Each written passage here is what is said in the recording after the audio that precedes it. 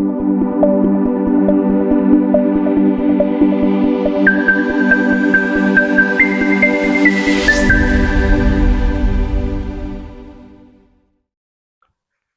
Guys, नमस्कार। मैं हूं भावेश और एक बार पुनः आपका स्वागत है मेरे YouTube चैनल लक्ष्य विद भावेश गजपाल में। इसके अलावा आप मेरे टेलीग्राम चैनल में लक्ष्य विद भावेश गजपाल सर्च करके वहां पर जुड़ सकते हैं। वहां पर वीडियो के लिंक और PDF नोट्स आपको उपलब्ध हो जाएंगे। आज हम करने वाले हैं CGPSC प्री प्रारंभिक परीक्षा 2022 जिसका एग्जाम हुआ था 12 फरवरी 2023। उसका सेकंड पेपर में जो मैथ और रीजनिंग अर्थात एप्टीट्यूड के जो प्रश्न आए हुए थे उसको आज हम करने वाले हैं। रीजनिंग को स्किप करेंगे, अगले वीडियो में देखेंगे। पहले मैथमेटिक्स के जितने भी क्वेश्चंस आए थे उसको मैं सॉल्व कराऊंगा। हालांकि मॉडल आंसर तो आ गया है, लेकिन क्वेश्चन बनाने का तरीका कैसा रहेगा वो आपको आगामी एग्जाम्स के लिए काम आएंगे, तो वीडियो में लास्ट तक आप बने रहें। चलिए देखते हैं। सबसे पहले हम तो ये सेट बी है। सेट बी का 61 नंबर का क्वेश्चन देखते हैं। जैसा कि आप देख पा रहे हैं, एक दुकानदार एक वस्तु का अंकित मूल्य मार्क्ड प्राइस लागत मूल्य से 40% अधिक रखता है।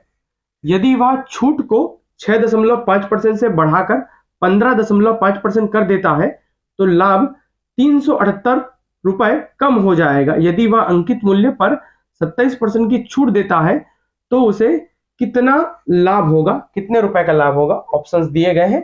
इस प्रश्न को हमको सॉल्व करना है। बड़ा ही आसान प्रश्न है। यदि आपको वीडियो पसंद आएगा, वीडियो को लाइक जरूर कीजिएगा, शेयर कीजिएगा। इसका PDF में बना बनाया वाला आपको अपने टेलीग्राम चैनल में आपको शेयर कर दूंगा। इसके अलावा यदि आप CGPSC आगामी अगले साल के लिए और व्यापम की आगामी एग्जाम्स के लिए यदि आप तैयारी करना चाहते हैं तो दिए गए नंबर पर मुझे व्हाट्सएप कर सकते हैं क्लासेस के लिए। चलिए अब देखते हैं आगे। तो इसको हम सॉल्व कर लेते हैं। दुकानदार अंकित मूल्य को लागत मूल्य से 40% अधिक रखता है। मतलब लागत मूल्य जो कॉस्ट प्राइस है, यहाँ पर CP जो है वो फिक्स्ड है। तो हम लोग कॉस्ट प्राइस मतलब लागत मूल्य को मान लेते हैं X। लेट अस अज्यूम माना कि X। तो क्वेश्चन नंबर 61 का हल है। यहाँ पर कॉस्ट प्राइस को मतलब लागत मूल्य को हम लोग ले लिए X। तो यहाँ पर मार्क्ड प्राइस मतलब अंकित मूल्य, मार्क्ड प्राइस जो कि अंकित मूल्य है वो क्या है, लागत मूल्य से 40% अधिक। तो लागत मूल्य से 40% अधिक मतलब 140/100। 40% अधिक मतलब 100 में 40 जोड़ के बटा 100। ठीक है, 140/100 मतलब कितना आ गया, X मल्टीप्लाई 1.4। ये आपका आ गया मार्क्ड प्राइस MP। ठीक है, इसके बाद क्या बोल रहा है, यदि वह छूट को 6.5% से बढ़ाकर 15.5% कर देता है तो लाभ 378 रुपए कम हो जाएगा। मतलब लाभ तो हुआ है लेकिन कम लाभ हुआ है क्योंकि उसने छूट को बढ़ाया। जब भी आप डिस्काउंट ज्यादा देते हैं अंकित मूल्य पर, मार्क्ड प्राइस पर हमेशा डिस्काउंट अंकित मूल्य पर मिलता है, मार्क्ड प्राइस पर मिलता है। और जब डिस्काउंट देते हो तो आपको लाभ कम होता है, कभी कभी हानि भी होने के चांसेस रहते हैं। तो लाभ कम हो रहा है तो उसी को लिख रहे हैं कि भाई इसका जो अंतर है परसेंटेज का दोनों का वो किसके बराबर है, ये लाभ में जो कमी आई है उसके बराबर। भाई परसेंटेज उसने बढ़ाया 6.5 से 12.5 किया, सॉरी 15.5 किया, तभी तो उसको कम लाभ हुआ है। तो जो अंतर है परसेंटेज का वही रुपयों में अंतर है। ये कमी दिया, अधिकता या कमी हमेशा अंतर दिखाता है। रुपयों के पीछे अधिक या कम लिखा हो मतलब वो डिफरेंस है। ठीक है, तो अंकित मूल्य पर मतलब मार्क्ड प्राइस का किसी भी वैल्यू का X का परसेंटेज बराबर आंशिक हिस्सा। ये सिंपल सा फॉर्मूला है। कोई भी होल प्राइस उसका परसेंटेज और बराबर के उधर उसका आंशिक हिस्सा होता है। तो मार्क्ड प्राइस का 15.5 में से हम घटा दिए 6.5% को, तो ये कितने के अंतर, इसका जो परसेंटेज का जो अंतर है, ठीक है, ये किसके बराबर है, इसके बराबर 378 रुपए के बराबर है रुपयों में, लाभ में, प्रॉफिट में। ठीक है, इतना कमी है। इसका जो डिफरेंस है वो ये भी डिफरेंस है, ये भी पैसों में डिफरेंस है। ठीक है, अब देखते हैं यहाँ पर मार्क्ड प्राइस हमको पता है 1.4x, तो 1.4x है मार्क्ड प्राइस मतलब अंकित मूल्य। ठीक है, और यहाँ पर ये परसेंटेज का अंतर कितना, 9% का, 9% को 9/100 लिखेंगे और यहाँ पर 378 रुपीज है ना। तो ये गुना कर दीजिए, क्रॉस मल्टीप्लाई कर दीजिए, x यहाँ पर रुक जाएगा, 378 100 ऊपर गुने में 9 नीचे, साथ ही 1.4 भी गुने में, तो ये भी नीचे आ जाएगा 1.4। ठीक है, तो 1.4 को आप मैं डायरेक्ट लिख देता हूँ 14/10, 10 नीचे है तो ऊपर चला जाएगा सीधा। ठीक है, डायरेक्ट लिख दिया हूँ कैलकुलेशन को। अब यहां से हम एक्स की वैल्यू निकाल देंगे। एक्स की वैल्यू क्या, सीपी है, मतलब कॉस्ट प्राइस है, लागत मूल्य है, लागत मूल्य है, जिसको हम क्रय मूल्य बोलते हैं दूसरे शब्दों में।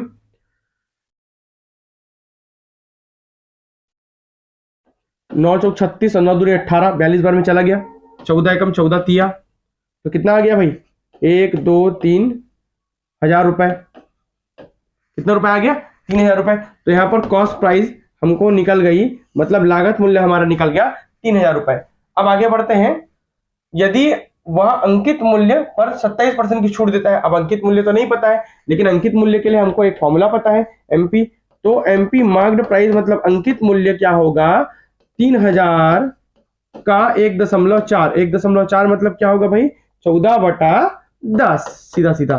ठीक है, तो 14 तिया 42 में 2 0, तो कितना हो जाएगा, 4200 रुपए। ये निकल गया हमारा एमपी मार्क्ड प्राइस, मतलब क्या निकल गया हमारा, मार्क्ड प्राइस निकल गया, अंकित मूल्य निकल गया। अब इस पर कितने का, वह यदि वह अंकित मूल्य पर 27% की छूट देता है, कितने का, 27% का छूट देता है। तो छूट डिस्काउंट मतलब माइनस करके लिखते हैं 100 में, डिस्काउंट को हानि के बराबर मानिए आप। ठीक है, तो हमको क्या निकल जाएगा, कितने का लाभ हुआ ये निकालना है, तो उसे कितने का लाभ हुआ। तो जैसे ही हम छूट देते हैं तो हमको पता चल जाएगा विक्रय मूल्य, सेलिंग प्राइस पता चल जाएगा।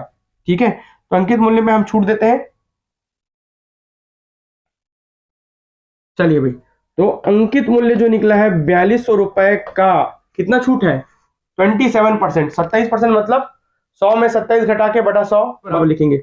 अंकित मूल्य का, कुल का या क्रय मूल्य का या अंकित मूल्य का परसेंटेज बराबर आंशिक हिस्सा। आंशिक हिस्सा में क्या निकलेगा, सेलिंग प्राइस निकलेगा, मतलब क्या निकलेगा, आपका विक्रय मूल्य निकल जाएगा यहाँ से, जितने में इतने रुपए में इतने का छूट देकर इतने में बेच दिया, सिंपल सा फॉर्मूला है। ठीक है, 1 2 गया हमारे पास, 42 गुणित 100 में से 27 गया 73, सेलिंग प्राइस मतलब विक्रय मूल्य निकल जाएगा।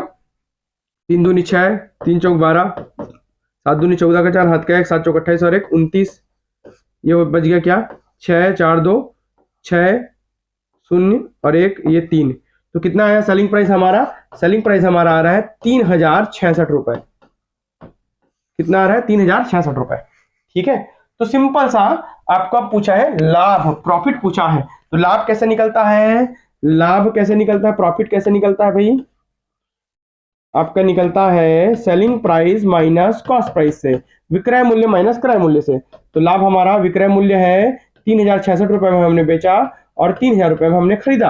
ये देखिए 3000 रुपए आपका कॉस्ट प्राइस है और 3066 रुपए आपने सेलिंग प्राइस निकाल लिया, विक्रय मूल्य निकाल लिया, तो यहाँ पर 66 रुपए का आपको लाभ होता है। तो ये है आपका उत्तर, आंसर नंबर कौन सा है, डी, 66 रुपए। तो डी इसका सही आंसर है, सिंपल सा फंडा है। ठीक है, चलिए बढ़ते हैं अगले प्रश्न की ओर। आई होप आपको ये समझ आया होगा। एक ऋण को 2 समान वार्षिक किस्तों में वापस किया जाना है। यदि ब्याज की दर 15% प्रति वर्ष है, एनुअली है, जो वार्षिक रूप से संयोजित है, कंपाउंड है, एनुअली क्या है, कंपाउंडेड है, और प्रत्येक किस्त 5819 रुपए की है, तो प्रभावित कुल ब्याज रुपए में निकालिए। ब्याज निकालना है इसको, सिंपल से फंडे से हम बनाएंगे, सीधा सीधा एक फंडा लगाएंगे, फॉर्मूला लगाएंगे, जहां पर हम मूलधन निकालेंगे डायरेक्ट। ठीक है, तो एक सिंपल सा फंडा है मूलधन के लिए, जितना हमने लोन लिया था उसके लिए।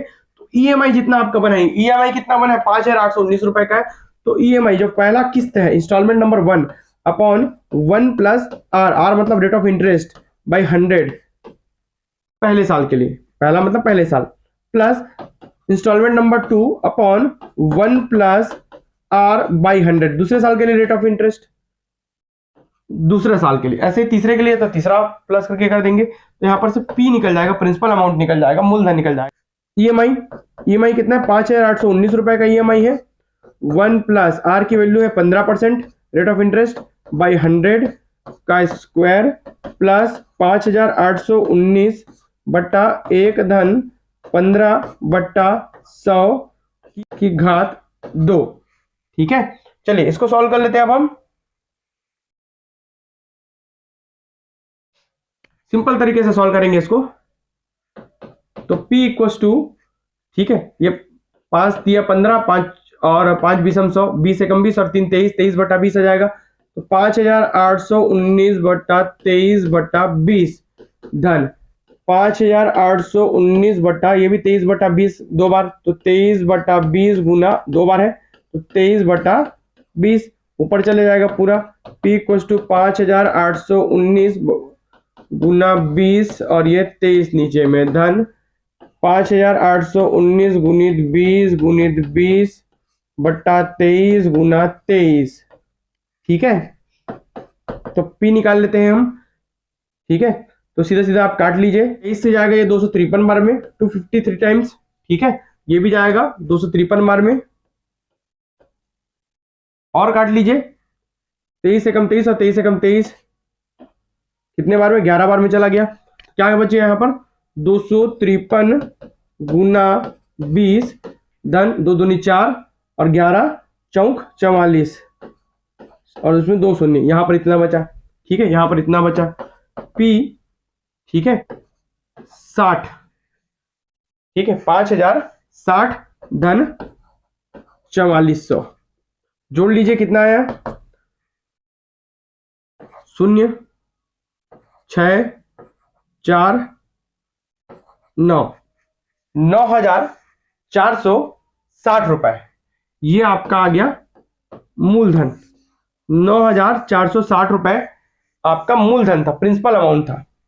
ठीक है, और इस पर आपने जब एनुअली इंस्टॉलमेंट दिया तो आपका इंस्टॉलमेंट कितना था? 5819 रुपए का पहले साल और 5819 रुपए का दूसरे साल, मतलब 2 साल का इंस्टॉलमेंट दिया। 9 18 1 3 1 11,638 रुपए ये आपने 2 साल में पे किया। और आपका प्रिंसिपल कितना है? ये। तो दोनों का अंतर क्या होगा? ब्याज। आपने इतना लिया था लेकिन इतना पे किया, दोनों का अंतर निकाल दो, आपका ब्याज निकल जाएगा। तो आपका ब्याज मतलब इंटरेस्ट निकल जाएगा। ठीक है, 38 में से 9460 रुपए को माइनस कर दीजिए 2178 रुपए, ये आपका इंटरेस्ट आ गया। ये आपका उत्तर है, आंसर है। और ये आपके ऑप्शन नंबर कौन सा में देख लेते हैं हम। ऑप्शन नंबर बी हमको दिखा रहा है 2178 रुपए। तो इस प्रकार 20 का सही उत्तर होगा 2178 रुपए। आई होप ये आपको समझ आया होगा। बढ़ते हैं अगले प्रश्न की ओर। अगले प्रश्न को देख लेते हैं। अगले प्रश्न में क्या बोला है? निम्न में से किस पैटर्न को फोल्ड करके नीचे दिए गए घन मतलब क्यूब को बनाया जा सकता है? इस घन को कैसे बनाया जा सकता है? किसको फोल्ड करके? तो सीधा सीधा आपको यहां पर से ये और ये दोनों डायरेक्शन, इस डायरेक्शन में इसको फोल्ड करने पर ही आपको दिखेगा। तो सिंपल सा इसका उत्तर होगा ए। ठीक है, ज्यादा दिमाग लगाने वाला नहीं, वहीं पर आप बैठकर दिमाग लगा सकते हैं। उसके बाद दिखाए गए सभी अलग अलग आकारों का उपयोग करके निम्न में से किस आकार को बनाया जा सकता है? इसका उपयोग करके इनमें से, इन चारों में से कौन सा आकार, कौन सा स्ट्रक्चर आप बना सकते हैं? तो ये आपका अगला प्रश्न है। तो इसका उपयोग करके हम बना सकते हैं, इसका आंसर आएगा डी। डी वाले को बना सकते हैं। इसका उत्तर लिया गया डी। ठीक है, चलिए आगे बढ़ते हैं।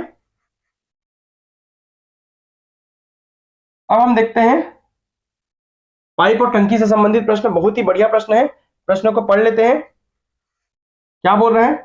पाइप एक्स और वाई एक टैंक को 10 घंटे और 15 घंटे में क्रमशः भरते हैं, और पाइप जेड एक निकासी पाइप है। पाइप जेड क्या है? एक निकासी पाइप है जो कि बाहर कर देता है पानी को। यदि तीनों पाइपों को एक साथ खोल दिया जाता है तो टैंक को भरने में एक्स और वाई द्वारा एक साथ लिए गए समय से 2/1/3 घंटे अधिक लगते हैं। तो जितना एक्स और वाई समय लेगा उससे 2/1/3 घंटे अधिक समय लेगा। और एक्स वाई को एक साथ 3/1/2 घंटे के लिए खोला जाता है, फिर दोनों को बंद कर दिया जाता है। तो जेड को खोल दिया जाता है, तब जेड टैंक को खाली कर सकता है कितने घंटे में? ये पूछा। बहुत ही कॉम्प्लिकेटेड प्रश्न है, आसानी से सॉल्व करने का प्रयास किया जाएगा यहाँ पर। चलिए देखते हैं धीरे धीरे। क्वेश्चन नंबर 65 को हम सॉल्व कर लेते हैं। क्वेश्चन नंबर 65 को क्या बोल रहा है? पाइप, इसको हम एलसीएम मेथड से बनाएंगे। एक्स और वाई, तो पाइप एक्स है और पाइप वाई है।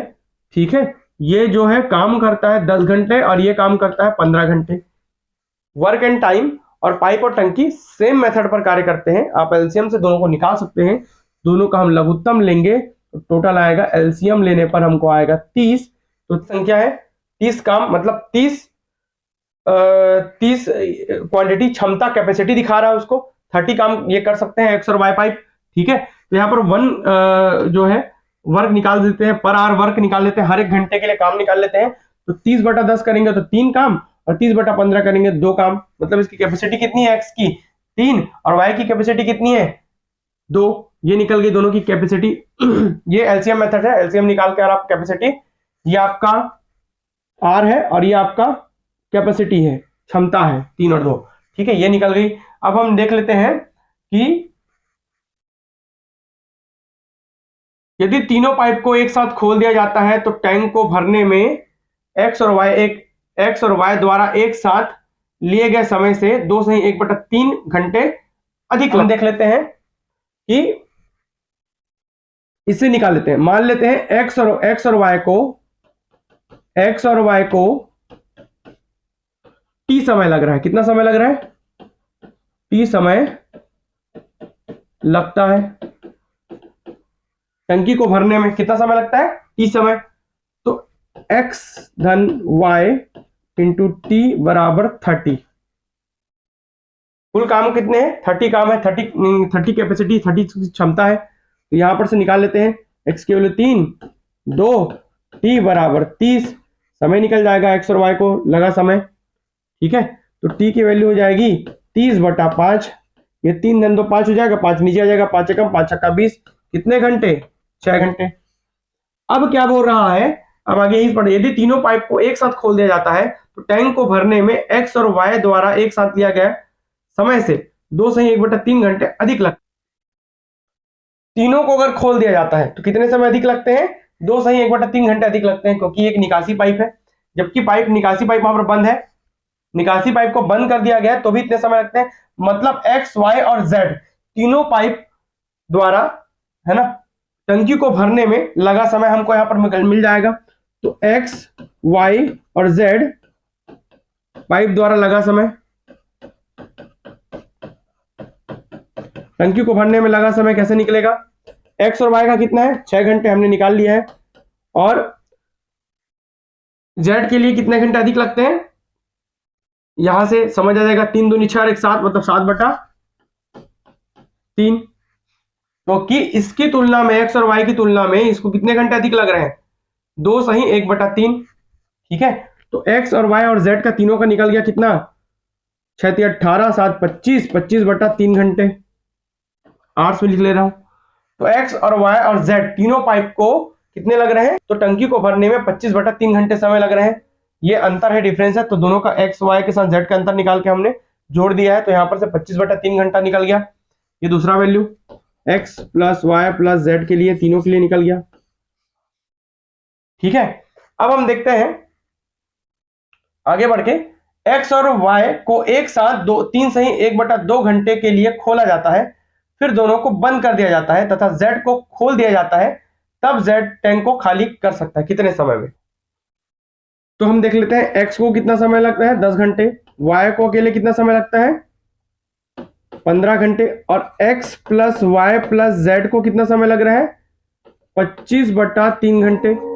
तीनों का लघुत्तम निकाल लेते हैं, एलसीएम निकाल लेते हैं, फिर से लीस्ट कॉमन मल्टीपल निकाल लेते हैं। तो आ जाएगा 150। 150 में 10 को करोगे तो तीनों की वैल्यू निकल जाएगी, कैपेसिटी निकल जाएगी। ठीक है, तो ये कितना निकल गया, 15, दूसरे का 10 और तीसरे का 150/18, 18।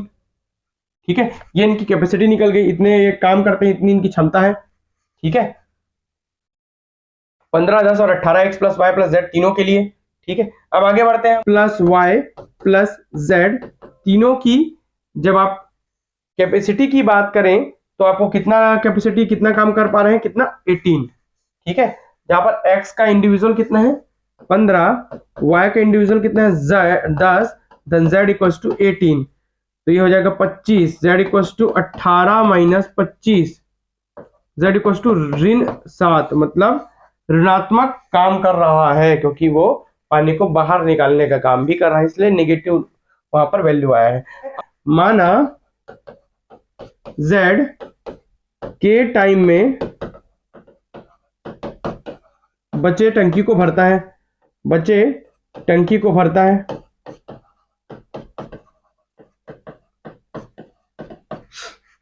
ठीक है, तो यहां पर से आपको निकल जाएगा वैल्यू। और एक्स और वाई को कितना लग रहा था, एक्स धन वाई को कितना लग रहा था, 7/8 घंटे, 3 दूनी 6 और 1 7, 7/2 घंटे, सॉरी 7/2 घंटे, 3 सही 1/2 है, मतलब 7/2 घंटे। और z को t समय, तो z मल्टीप्लाई t टाइम। ठीक है, capacity multiply time, m1 d1 by w1, ये यूनिवर्सल फॉर्मूला है। Man day by work, man day by work, ये यूनिवर्सल फॉर्मूला है। 2 2 2, सीधा सीधा आप ये कर देखिए, ये मैन है x प्लस वाई, यहाँ पर टंकी है, जैसे वर्क और टाइम को बनाते हैं वैसे ही टंकी को बनाते हैं। तो यहाँ पर मैन के रूप में लिए हैं, यहाँ पर डे के रूप में, और काम कर रहे हैं, एक ही काम कर रहे हैं। वैसे ही यहाँ पर z को मैन के रूप में लिए हैं, और t फॉर टाइम मतलब टाइम डे के रूप में लिए हैं, और w यहाँ पर काम वर्क है, जो एक ही काम कर रहे हैं। 15 धन 10 गुना 7/2 बराबर z की वैल्यू है ऋण 7 गुना t, 25 गुना 7, 25 गुना 7 बराबर ये 7 दूनी 14 ऋण 14 t। ठीक है, 14 को नीचे ला लो, 7 एकम 7, 7 दूनी 14, यहीं से काट लो, 2 को नीचे ला लो, 25/2 बराबर t। टाइम निगेटिव नहीं होता, इसलिए यहाँ पर 25/2 मतलब 12 सही 1/2, ये टाइम निकल गया। तो z को करने में कितना समय लगा, 12.5 घंटे इसको समय लगते हैं, जो कि आपको देखने मिलेगा ऑप्शन नंबर डी में। ठीक है, ऑप्शन नंबर 66। एक वृत्त की जीवा PQ और व्यास RS केंद्र O के साथ एक दूसरे को बिंदु T पर प्रतिच्छेद करती हैं, काटती इंटरसेक्ट करती हैं, इसके लिए बनाए गए हैं, और QT वृत्त की त्रिज्या के बराबर है। यदि कोण PTR बराबर 42 अंश है तो कोण POR का मान निकालिए। सिंपल सा फंडा है, सिंपल सा प्रश्न है। एक सर्कल है, वृत्त है, PQ और ये RS इसका व्यास है, डायमीटर है, PQ इसकी जीवा है, P से Q, और दोनों आगे इस प्रकार इंटरसेक्ट कर रहे हैं T पर प्रतिच्छेद करने के लिए बनाए गए हैं। दोनों आगे जाके एक बिंदु T पर प्रतिच्छेद करते हैं एक दूसरे को। ठीक है, और QT जो Q से T है वो वृत्त की त्रिज्या के बराबर है, मतलब इसकी जो लंबाई है वो इस वृत्त की त्रिज्या के बराबर है। ये और ये दोनों आपस में बराबर है, मतलब ये लंबाई और ये लंबाई बराबर है। यहां से इसको बना देंगे तो ये भी त्रिज्या हो गई, ये भी बराबर होगी। ठीक है, तो ये कैसा त्रिभुज हो जाएगा, ऐसा ऐसा ऐसा, जहां पर ऊपर में O है, नीचे Q है, इधर T है, जिसमें से ये दोनं भुजाएं बराबर है, मतलब ये कोण और ये कोण का मान बराबर होगा। और इसमें से दे दिया है PTR, PTR मतलब ये वाले कोण का मान दे दिया है 42 अंश, PTR में ये 42 अंश है, PTR ये 42 अंश है, 42 डिग्री है। ठीक है, जाहिर सी बात है T पर कोण कितना है, 42 अंश है, तो यहां पर भी कोण का मान कितना होगा, 42 अंश, मतलब ये O पास भी कोण का मान कितना होगा, 42 अंश। अब एक त्रिभुज में ये 42 ये 42, तो त्रिभुज के तीनों कोणों का योग कितना होता है, 180 अंश, मतलब कोण Q भी निकल जाएगा। कोण O धन कोण T पर वैल्यू धन कोण Q पर वैल्यू बराबर हो जाएगा 180 अंश। त्रिभुज के तीनों कोणों का मान, ये 42 धन कोण Q पर वैल्यू बराबर 180 अंश। ये 84, 180 में से 84 घटा दो आप, तो आपका बन जाएगा कोण Q की वैल्यू हो जाएगी 96 डिग्री, मतलब ये वाली वैल्यू निकल गई आपकी 96 डिग्री।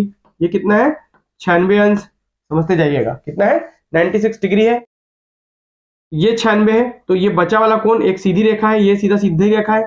ठीक है, तो यहाँ सीधी रेखा है, यहाँ से एक है, यहाँ पर का कोण का मान 96 है, तो जाहिर सी बात है एक सीधी रेखा पर कितना होता है, 180 अंश का कोण, तो 180 में से 96 गया, तो ये भी कितना होगा, 84 डिग्री, मतलब ये वाले कोण का मान है 84 डिग्री, ये वाले कोण का मान। ठीक है, Q यहाँ पर आपको देखने मिल रहा है P, ठीक है, यहाँ पर आपको देखने मिल रहा है O, तो इसका मान है 84 डिग्री, कितना आंसर, 84 अंश। ठीक है, अब यहाँ पर 84 है, चूंकि ये त्रिज्या है, ये भी त्रिज्या है, ये दोनों आपस में बराबर है, तो एक समद्विबाहु त्रिभुज है, इसके दो भुजाएं समान है, तो इस कोण का मान और इस कोण का मान दोनों का मान बराबर होगा। तो ये भी कितना होगा 84 अंश। और किसी भी त्रिभुज 80 अंश होता है, तो कोण P धन कोण Q धन कोण O, P Q और O बराबर होगा 180 अंश।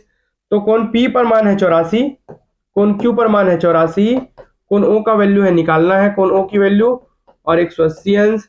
तो 84 84 80 से 160 168 अंश ऐसी हो गया। निकले 180 में से घटा दोगे आप किसको 168 को, 168 को जब आप घटाओगे तो यहाँ पर निकलेगा 12 डिग्री। कितना निकलेगा भाई 12 डिग्री। तो ये 12 डिग्री कोणों की वैल्यू, यहाँ पर की वैल्यू हो गई 12 डिग्री। ये 84 ये 84 ये 12 डिग्री। ठीक है, अब बच गया क्या, ये सीधी रेखा जो कि एक डायमीटर है, व्यास है R से S तक का। इसमें हमको ऐसा पता है ये कोण का मान 42 अंश, इस कोण का मान हमने निकाला 12 डिग्री, पूरे कोण का मान होगा 180। तो 180 में से दोनों जोड़ के घटा देंगे, तो 42 धन 12 40 50 4 54। ठीक है, माइनस किया तो निकला 126। तो इस प्रकार इसका वैल्यू आएगा 126। कुछ नहीं, क्या किया हूं मैं, त्रिभुज के तीनों कोणों का योग 180 अंश 2 बार दिखाया हूं और 2 बार लगाया हूं समद्विबाहु त्रिभुज। समद्विबाहु त्रिभुज में यदि दो भुजाएं बराबर है, एक कोण का मान उसी भुजा से बने आधार पर कोण का मान जितना होगा वही दूसरी भुजा से बने कोण का आधार का मान सेम होगा। मतलब ये 42 है तो ये 42, ये 84 है तो ये 84। इसमें भी समद्विबाहु त्रिभुज, इसमें भी समद्विबाहु त्रिभुज। त्रिभुज की भुजा की लंबाई एक ही है, इतना लंबा तो झुकेगा उतना ही, तो झुकेगा उतना ही मतलब कोण का मान बराबर होगा।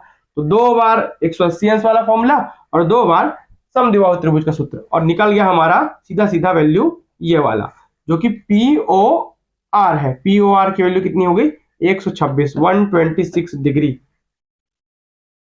5 नोटबुक और 6 पेन की कीमत 155 रुपए है। यदि एक नोटबुक की कीमत 2.5 रुपए घटा दी जाती है और एक पेन की कीमत 1.5 रुपए बढ़ा दी जाती है, तो 8 नोटबुक और 7 पेनों की कीमत 219 रुपए हो जाती है। 7 नोटबुक और 4 पेनों की मूल लागत रुपए में क्या होगी। थोड़ा सा कठिन लेंदी प्रश्न रहता है इस टाइप का, और बनेगा जरूर। 67 माना नोटबुक की कीमत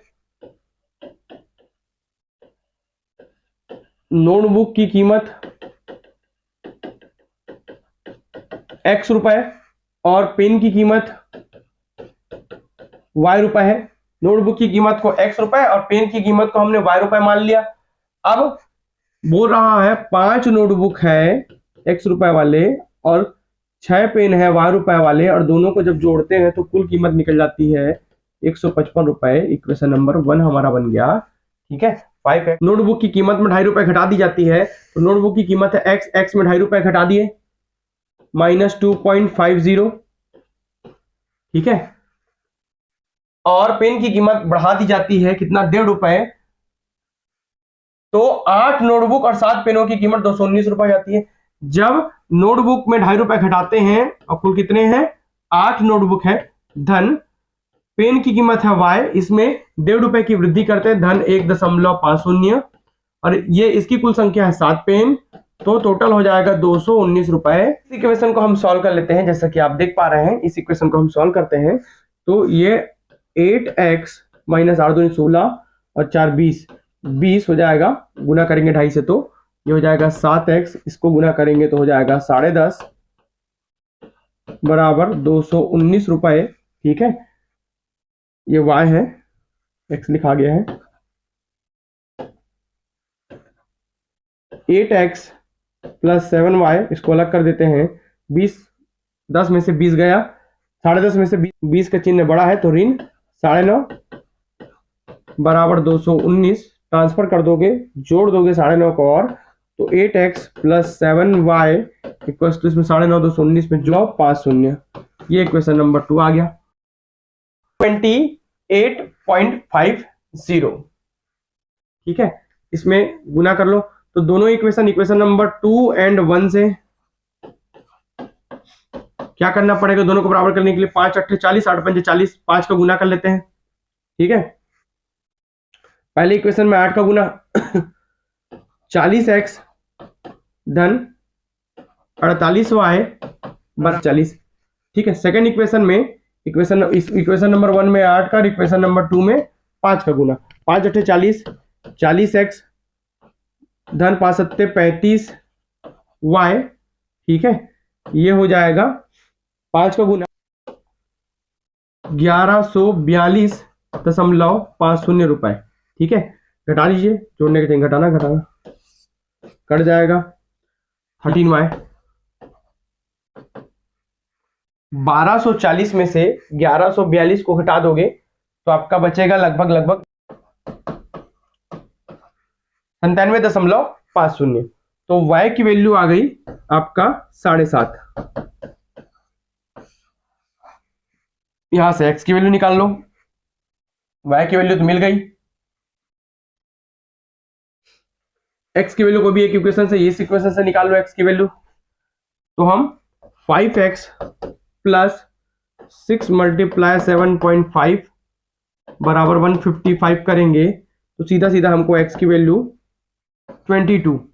तो x की वैल्यू हमको कितनी मिल गई 22 और y की वैल्यू हमको कितनी मिल गई 7.50।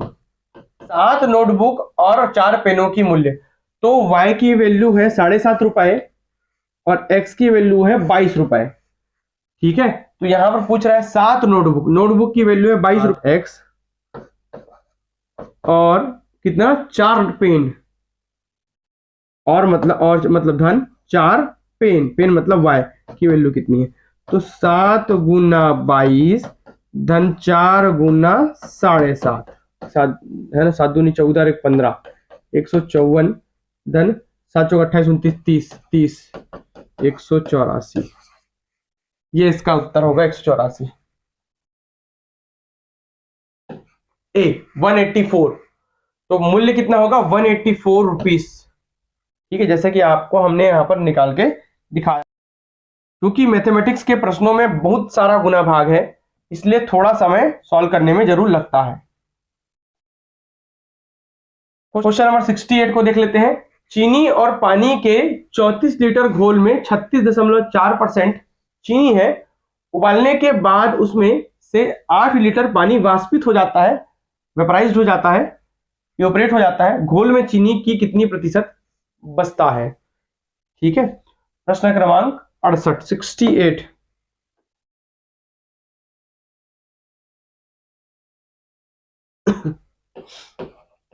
68 बोला, चीनी और पानी के 34 लीटर के घोल में 36.4% चीनी है, ठीक है। तो 34 लीटर के घोल में कितना 36% चीनी है, तो 34 लीटर का 36% मतलब 36.4/100 कितना हो जाएगा, ये हमको निकल जाएगा 30 गुना 364/1000 कर लेते हैं। 100 यहाँ पर के दशमलव का 10 एक और आ जाएगा, तो 1000 कर लेते हैं, इसको गुना करते हैं, ठीक है। तो हम गुना करते हैं डायरेक्ट, तो ये हो जाएगा आपका 12.376 हजार आएगी। चीनी और पानी के घोल में चीनी की मात्रा, चीनी कितनी है 12.376 लीटर है, ठीक है। तो पानी कितना हो जाएगा, तो पानी निकालने के लिए क्या करेंगे, निकालने के लिए हम 34 में से घटा देंगे 12.376 लीटर को। 34 लीटर में से अब 12.376 लीटर को जब घटा दोगे तो कितना बचेगा 21.624 लीटर आपको बच जाएगा। 21.624 लीटर आपका पानी बच जाएगा। तो ये पानी की मात्रा, ये चीनी की मात्रा। अब इसमें से भी 8 लीटर जो पानी है वो भाप बन रहा है, वाष्पित हो जा रहा है, ठीक है, उड़ जा रहा है। तो बचा पानी निकाल लेते हैं। बचा पानी निकालने के लिए कैसे निकालोगे आप, बचा पानी के लिए आप 21.624 में से घटा दोगे 8 लीटर को। 8 लीटर क्योंकि उड़ गया तो घटा दिए, तो बचा कितना 13.624 लीटर पानी हमारे पास बच गया। अब बचे पानी में से घोल में चीनी की कितना % बचा बोल रहे हैं, ठीक है। तो पानी हमारा जब बचा और कुल हमारा चीनी था 12.376 लीटर और पानी हमारा बचा है 13.624 लीटर, ठीक है। वाष्पित होने के बाद घोल में चीनी का कितना % है, तो पूरा घोल पहले देख लेते हैं कितने का है। तो घोल कितने का बन गया आपका,